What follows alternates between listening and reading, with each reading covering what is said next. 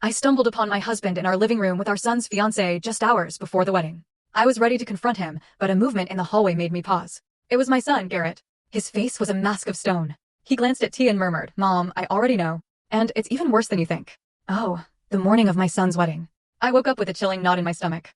Not nerves, not excitement for a beautiful day, but a cold, hard premonition that by sunset, everything I thought I knew about my life, my family, would utterly shatter. What the hell was I about to discover, and how could it destroy 3 lives, not just mine?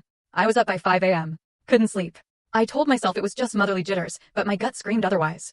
I sat right here, in this office, staring at spreadsheets, the ones for my small accounting business.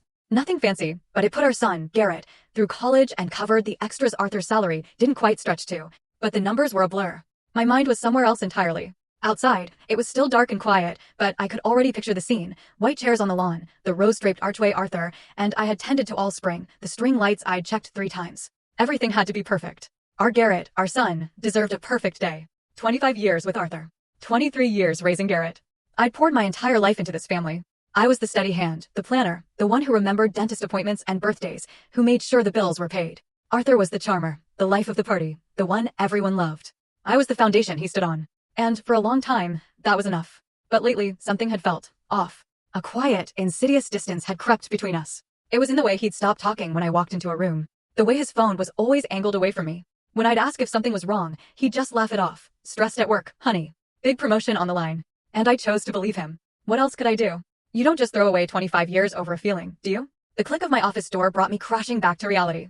It was Garrett, my son, standing there in his pajamas, coffee mug in hand. He looked exhausted. Dark circles under his eyes. At 23, he had my practical nature, but his father's handsome features. "Mom, you've been up for hours," he said quietly. "The wedding isn't until 4. Just want everything to be perfect for my boy." I tried for a cheerful smile, closing my laptop.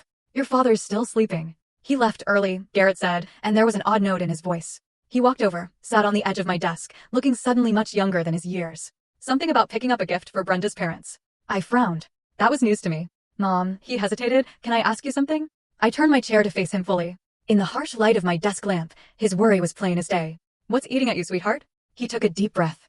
"Do you think Brenda really loves me?" The question hit me like a physical punch. Brenda. His fiancée. Ambitious, beautiful, full story on the channel. Link below. Click now and watch what happened next.